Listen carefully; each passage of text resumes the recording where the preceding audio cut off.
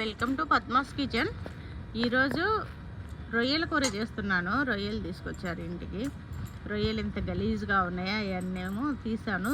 ముందు తల, అవేమంటారు కాళ్ళు, తోక తీయాలి. మధ్యలో ఉన్న పొట్టు అలాగే ఉంచాలి.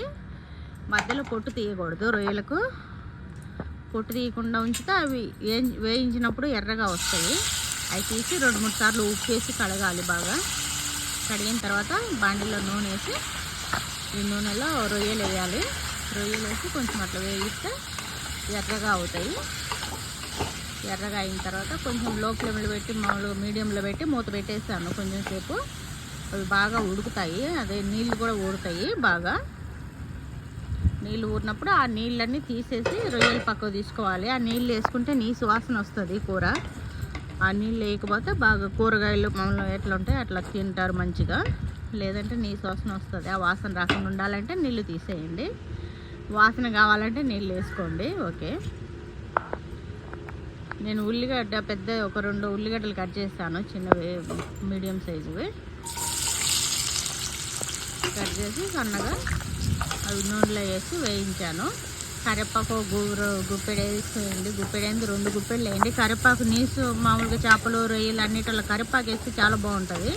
వేసుకొని చూడండి. కరివేపాకు వేసి ఉల్లిగడ్డలు వేగిన తర్వాత అల్లం వెల్లుల్లి పేస్ట్ వేయాలి. నేను ఎక్కువ అల్లం పేస్ట్ ఎక్కువ వేయను. అల్లము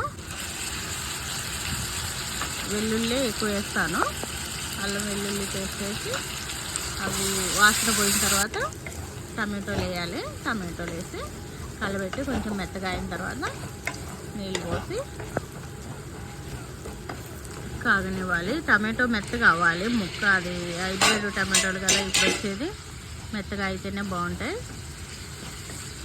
మెత్తగా అయ్యే వరకు కొంచెం మగ్గనివ్వాలి. మూత పెట్టేసి మగ్గనిస్తే బాగా మగ్గేసి తర్వాత కలబెట్టి పసుపు, ఉప్పు, కారము అవి వేసి కలబెట్టి వాటర్ పోసేయాలి. వాటరు మామూలుగా పోసిన తర్వాత నేను కల్లుప్పు వేసుకుంటాను.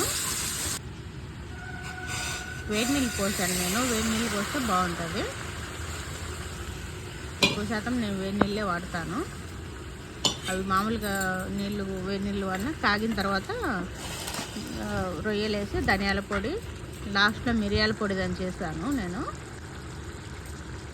ధనియాల పొడి, గరం మసాలా. ధనియాల పొడిలో నేను గరం మసాలా వేస్తాను, అందుకని నేను వేరే సపరేట్గా వేయను. మీరు కావాలంటే కొంచెం గరం మసాలా వేసుకోండి పక్కన. నాకు అవసరం లేదు, మీరు వేసుకోండి, బాగుంటుంది. ఓకే.